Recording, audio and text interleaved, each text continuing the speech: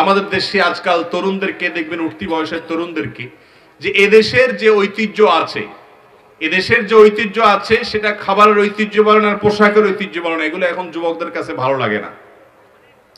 খাবারের কথা যদি বলেন তো যুবকদের এখন পছন্দের আইটেম হলো ফাস্ট ফুড, ঠিক না ঠিক? ফাস্ট ফুড আইটেম তাদের পছন্দের আইটেম। তারা এদেশীয় খাবার, পিঠা আজকাল পছন্দ বেশিরভাগ যুবকরা করে না। ঘরে ঘরে মা বাবার আপত্তি যে ছেলে একটু বিভিন্ন সময়ের যে সিজনাল পিঠা আছে, শীতের পিঠা, এটা সেটা, এগুলো আজকাল ছেলেরা খেতে চায় না, মেয়েরা খেতে চায় না। তারা খেতে চায় বার্গার, তারা খেতে চায় হটডগ, তারা খেতে চায় নাগেটস, তারা খেতে চায় নানা রকমের স্যান্ডউইচ। এগুলো কোনো হারাম না এবং এগুলো করলে কোনো গুনাহ হবে না। আমি বলছি মানসিক দাসত্বের শিকার আজকে আমাদের যুব সমাজ। আমাদের মানসিক দাসত্ব যে চলছে আমরা টেরও পাচ্ছি না।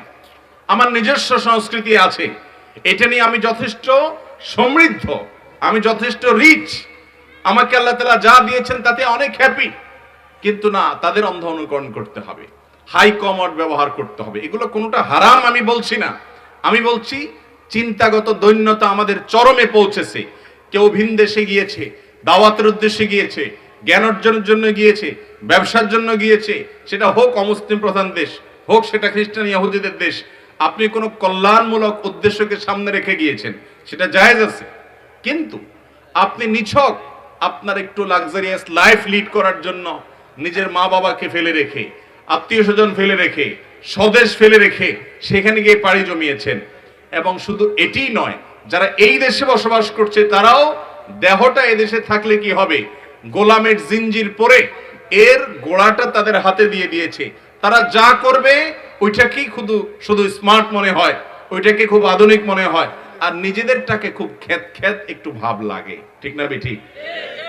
হাই কমান্ডে বসে টয়লেটে তার প্রয়োজন সারলে সেটাকে মনে করা হয় হাই কমোড আছে, তার মানে এরা ফ্যাশন সচেতন, এরা আধুনিক।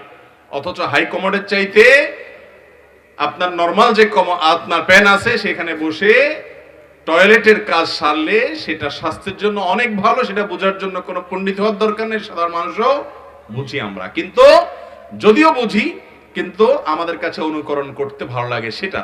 আজকাল যুবকদেরকে দেখবেন তারা লুঙ্গি পরতে পছন্দ করে না। আছে কয়জন যুবক আছে লুঙ্গি পরে? খুব কম। যুবক লুঙ্গি পরলে বুঝতে হবে এটা হুজুর, বিশেষ করে মাদ্রাসার, কমই মাদ্রাসার ছাত্র, ঠিক না ঠিক? অথবা রিক্সা চালায়, অথবা অন্য কিছু। সব যুবক একরকম না, কিন্তু বেশিরভাগ যুবকরা আজকাল দেশীয় পোশাক সংস্কৃতি তাদের ভালো লাগে না। সব কিছুতে তারা অন্ধ অনুকরণ করতে চায় পশ্চিমাদের। নবী করিম সাল্লাল্লাহু আলাইহি সাল্লাম এই কথাটা বলে গেছেন সেই 1450 বছর আগে প্রায়, যে এমন একটা সময় আসবে অন্ধের মতো চুল চুল করে, পাই করে, পা করে তারা যা করবে হুবহু তা করবা। তারা যদি ভালো কিছু করে সেটার অনুসরণ, জাগতিক বিষয়ে কোনো কিছুর অনুসরণ, কোনো জ্ঞানের তথ্য পেয়েছো সেটা গ্রহণ করা, সেটা আরেক জিনিস। কিন্তু কৃষ্টি কালচারগত যে অনুসরণ, সেটা আমাদের সমাজে আজকাল ব্যাপক আকার ধারণ করেছে। আল্লাহ তাআলা আমাদের সকলকে ইহুদি খ্রিস্টানদের এই অন্ধ অনুকরণ থেকে বেঁচে থাকার তৌফিক দান করুন।